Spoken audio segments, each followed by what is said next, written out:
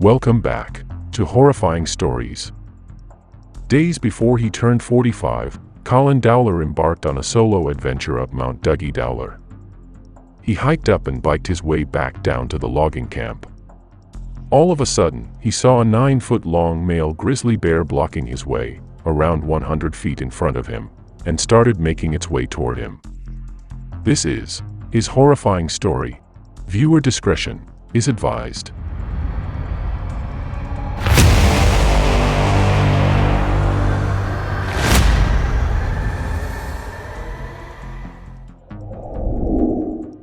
Colin Dowler, a local in Quadra Island of British Columbia, Canada, went out on a Saturday, July 29, 2019, for a quick adventure before he turns 45 the following Monday. He was headed for 7,000 feet high Mount Dougie Dowler, which coincidentally was named after his grandfather who owned the long-time general store in the island. His main goal wasn't to climb all the way to its summit but just wanting to try finding an alternate route going up the mountain. He was supposed to go with his usual adventure buddy, but after having been declined, he decided to still push through solo. After all, no one else would probably be interested and patient enough to take time in finding an alternate route. Despite being fully aware that he was in bear country, he wasn't worried about going out there alone. He brought bear spray with him along with a pocket knife that his dad had just given him a few weeks prior. What he was more worried about in going alone was the dangers of falling and getting lost. Mount Dougie Dowler was pretty much uninhabited. The nearest shelter was a logging camp located about 10 miles down a valley. With his mountain bike in tow, Colin boarded a boat to the camp, which was around 15 miles away from Quadra Island. Upon reaching the logging camp, no one was around except for the camp cook. The cook was kind enough to offer him a ride going up the logging road. At the drop-off point, Colin left his bike and started making his way up the mountain. Not long after, he came across a bear sign and some elderberry bushes that seemed to have been ripped off. Upon seeing this, he continued on with his hike but talked to himself out loud and made all sorts of noises. He had already done this before and it had been quite effective so far. He made it to the Alpine without any signs of bear nearby. Colin decided to camp at the Alpine for the night. The next morning, he explored the area. After having checked all that he had planned to, Colin started to make his descent. He reached the drop-off point where he had left his mountain bike and started biking his way back to the logging camp. About 2 kilometers into his 9-kilometer ride, as he came upon a road bend just near the 7-kilometer marker, he saw a 9-foot-long male grizzly bear blocking his way about 100 feet away from him, and started walking towards him. Immediately, Colin pressed on the brakes and stopped at once. He grabbed for his outer pocket where he had initially put his bear spray. To his surprise, it was no longer there. It must have fallen out of his pocket somewhere along the way. So many thoughts ran through his head. He considered trying to escape by biking as fast as possible away from the bear, but he knew the bear could easily outrun him. Without any bear spray at hand, the only option left was for him to stay put and stand his ground, hoping the bear will just trail off and leave him. He put down his backpack and got one of his hiking poles. He extended the pole and held it in front of him. He tried talking to the bear, but as it drew closer and closer, around 20 feet away from him, he froze and stopped talking. The bear continued to move forward until it reached his bike's front tire. The bear moved his head downward, as if in a nodding action. At that point, both of their eyes met. Nervous and afraid to look at the bear in the eye, Colin looked away first. Suddenly, to his disbelief, the bear continued walking and it has now walked past him. Deep inside, he hoped this was it, his closest encounter with a bear. He somehow thought it would be great if he had caught that moment on camera, a grizzly walking past him calmly. However, just as its back went past the rear tire of his bike, the grizzly suddenly turned around and walked back closer to his direction.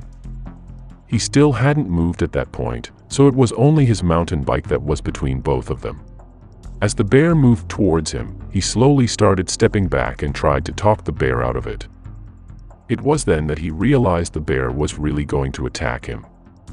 He tried to scare the bear away using his hiking pole, but the bear was unbothered. Next, he grabbed his backpack and threw it against the bear. He thought the smell of food inside the bag would shift the bear's attention to the backpack. Unfortunately, the bear remained unfazed. The bear swung its huge paws. With nothing else to grab but his bike, he threw his bike onto the bear. For a second, the bear got distracted as it looked at the bike, but then, the bear stepped on the bike and charged right at Colin. The bear clenched its sharp teeth onto Colin's left abdomen and dragged him along the trail. Colin was in excruciating pain, but he also knew that if he let the bear go on, the next place he'd find himself was in the thick bushes, which would all the more lessen his chances of ever escaping or getting rescued. So, Colin put up a fight. He tried to poke the bear's eyes out, but as his fingers went into its big brown eyes, the bear shook him and he went flying off to the ground. He found himself on the road. His legs were in the ditch. But the bear wasn't done with him yet. It started biting his left thigh, frequently stopping in between bites as if savoring the meal. At that moment, Colin's life and the thought of his family flashed before his eyes. His flesh had been ripped open, in the abdomen, in his legs and hands. He felt the bear's sharp teeth to his bone, with its every bite. All of a sudden, he remembered the pocket knife he brought. He slowly moved his hands to grab his 2 3/4 inch knife, leaned up and positioned the knife around 4 inches away from the bear's neck. After making sure he wouldn't go wrong with his angle, he slashed the bear's neck, and immediately the bear stopped eating him and stepped slightly back. Before he could reach out and go for another stab, the bear's blood came rushing down from its wound and landed right where it was chewing on. Now, Colin was now drenched in both his own blood and that of the bear's. The bear moved slowly away and Colin saw it poop twice and peed, a clear indication that it was in deep pain and stress. The bear then moved forward, around 50 feet past Colin, and turned around and looked at Colin and then into the bush. Colin still tried his best to restrict his movements, afraid that the bear might charge at him again. On the other hand, he also knew that if he didn't act fast he'd lose all of his blood and not make it out alive. Again, using his knife that definitely came in very handy, he cut off a portion of his long-sleeve shirt and wrapped it around his leg in a tourniquet. It was then that he saw how ripped apart his flesh was. After the bear was nowhere near and out of sight, Colin sat up and started using his right leg to push his whole body on the ground to get to his bike. At first attempt, he fell off the bike and back to the ground.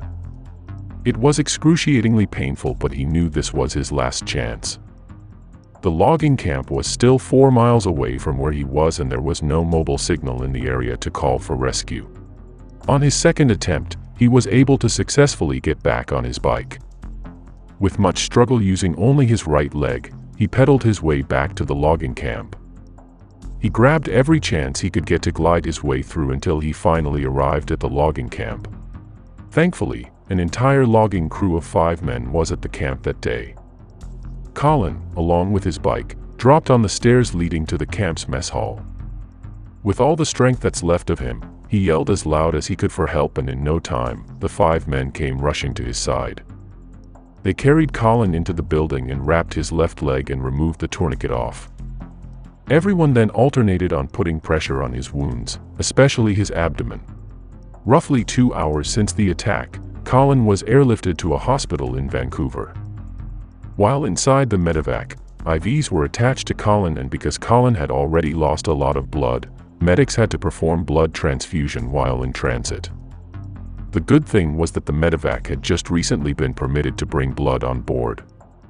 Had this not been the case, Colin's chances of making it to the hospital alive could have been very slim.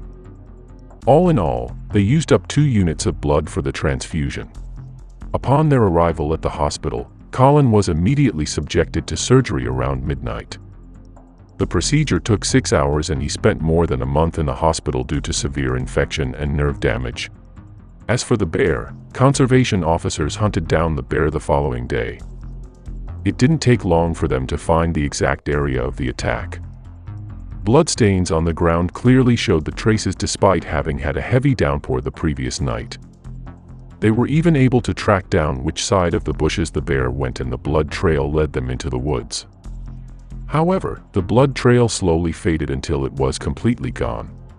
They were about to return to the main logging road when one of them smelled the bear.